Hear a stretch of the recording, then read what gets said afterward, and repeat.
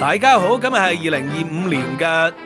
9月15日啊！即係人哋話苦讀就不吃兒，但係現實社會就唔係咁啊！現實社會有利益啦，啲人啊老豆都點到你慌啦，成日睇東張西望啊！嗰啲人為咗一間居屋啊都可以啊，即係兄弟反目噶，啊夫妻成仇嘅，咩事情都有。咁所以喺現實上咧，利益咧好多時候係凌駕於一切嘅。嗱咁啊，香港有一單好不幸嘅新聞，呢個不幸嘅新聞咧，或者涉及到一個好重要嘅歷史概念啊，我覺得有責任去解釋下嘅。咁呢個歷史概念就係叫做丁權、地丁啊，呢樣嘢可以講下。何謂丁咧？嗱，丁咧你見到中文嘅字啊，丁其實咧就係男性嘅 J， 其實就係咁解。所以咧，丁咧就係緊男丁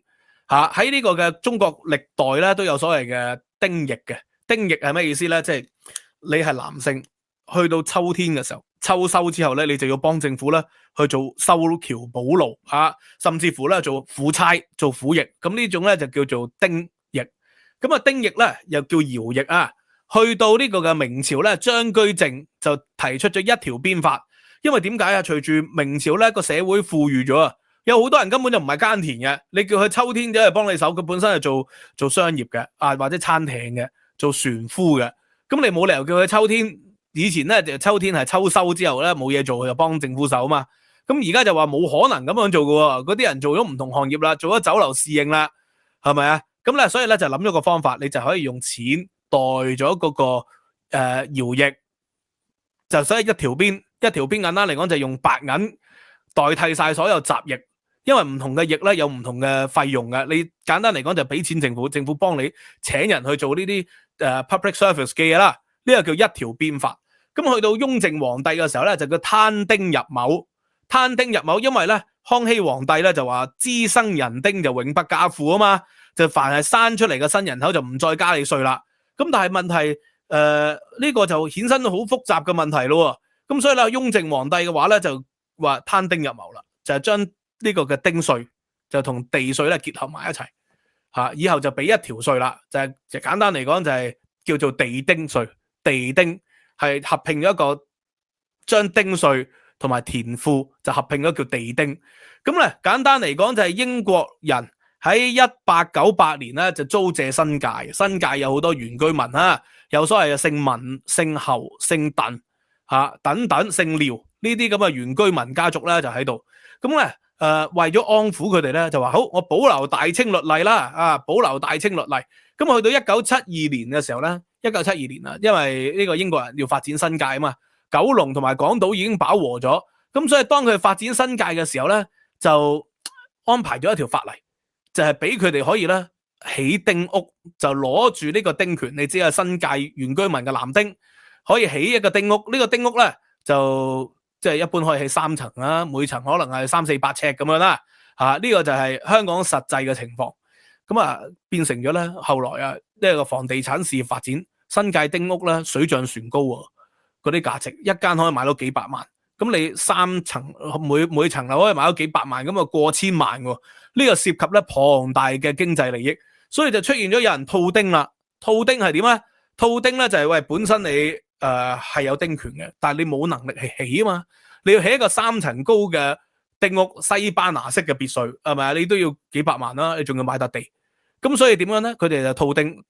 原居民就可以問政府申請一個地權，然後咧佢哋有啲人咧就套咗個丁出嚟，就係其實佢哋根本冇能力自己起個地嘅，自己起間屋嘅，就賣咗俾啲發展商，或者買咗俾啲村長啊，或者買咗俾啲新義安啊、14K 啊、和勝和，尤其是和勝和啊，和勝和又叫客家幫噶嘛，就賣俾呢啲人。咁呢啲人咧就攞住唔同人嘅丁權，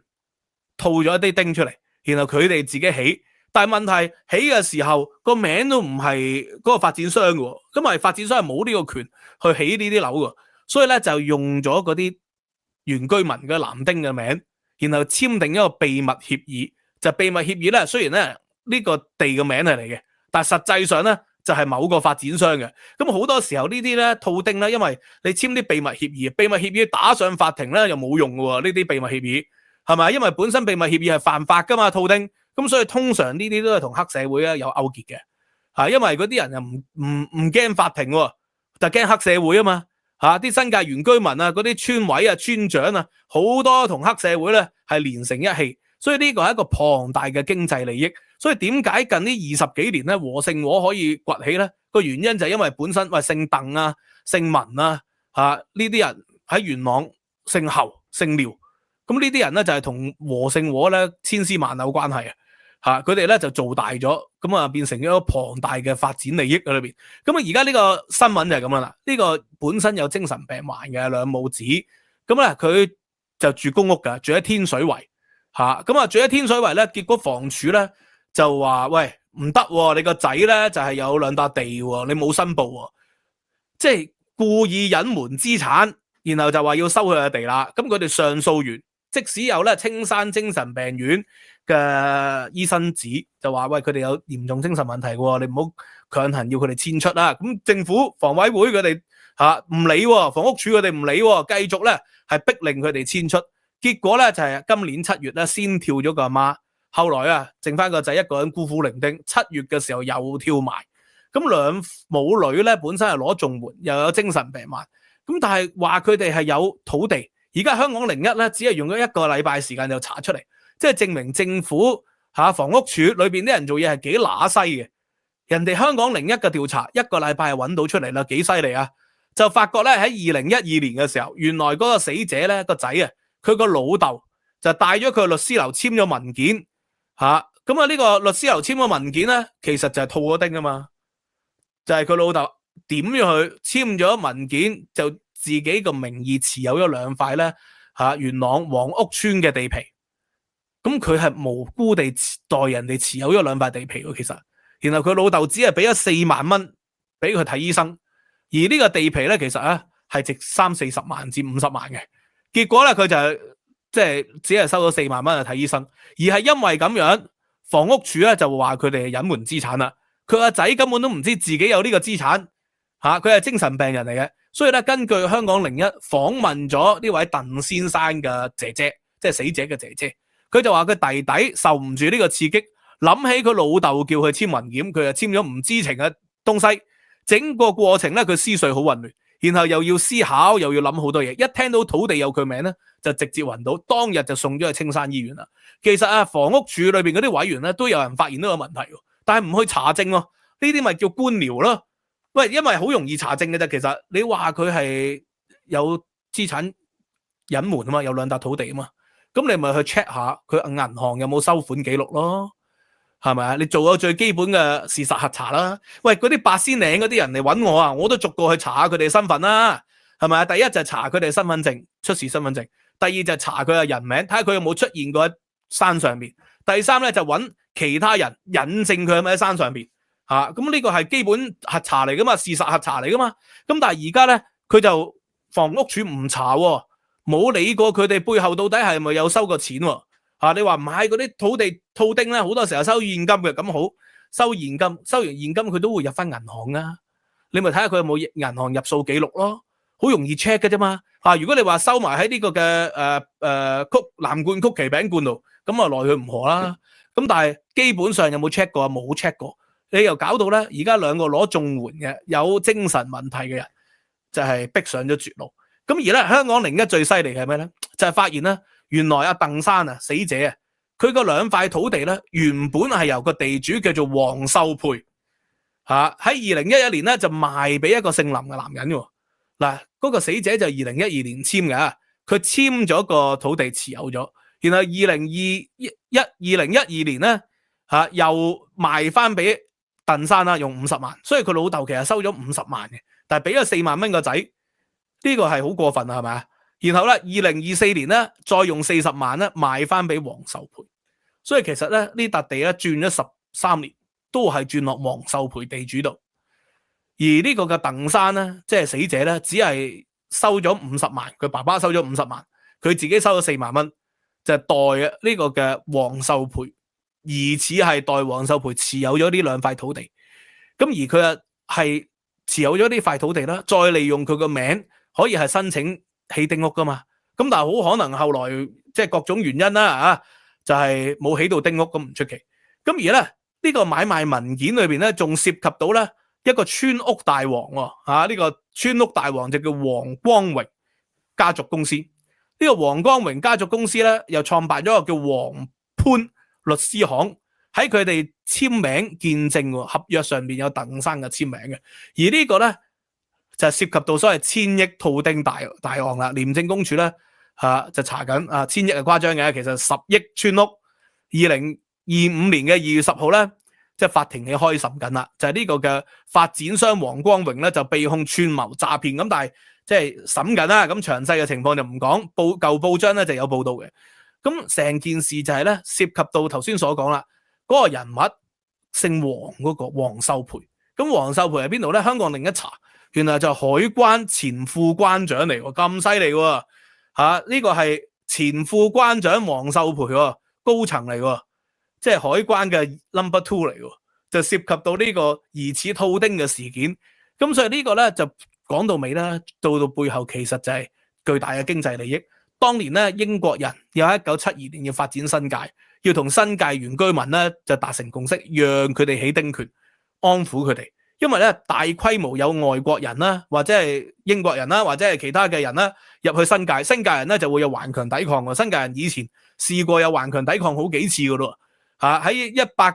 1898年咧新界拓展專條就已經有出現過頑強抵抗。咁英國人就覺得無謂同新界人有咁強烈嘅衝突，所以咧就諗咗個方法，我讓你哋起丁屋，俾你嘅經濟利益啊嘛。咁你哋係收聲，唔好阻住我哋發展新市鎮。所以後來沙田荃灣屯門呢啲新市鎮咪咁樣發展起嚟咯。再慢慢搞埋元朗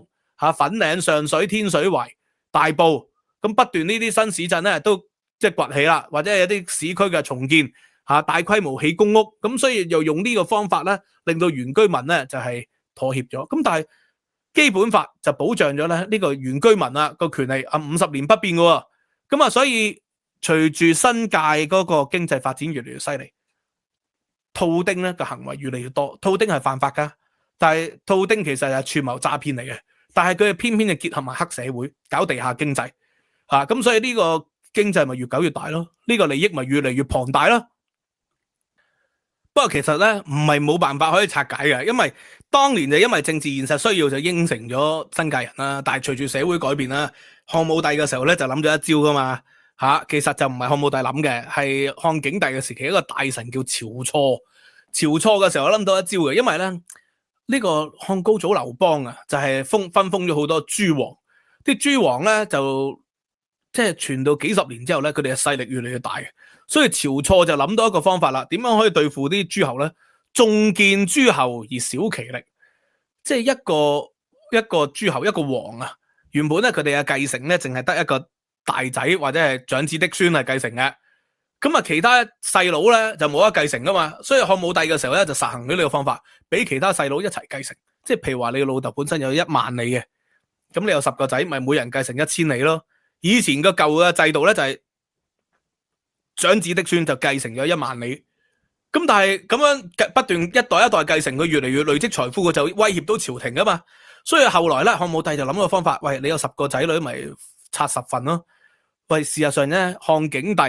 有一個仔叫中山靖王啊嘛。中山靖王有100幾個仔女喎，即係漢高祖劉邦個孫有個叫漢景帝景帝咧就有中山靖王。咁呢個後來再傳咗8、9幾年之後咧，就變成咗劉備嘅祖先啊嘛。喂，佢有100幾個仔女喎，你就眾見諸侯而少其力，所以你要對付新界地丁咧就好簡單嘅啫嘛。你可以俾佢哋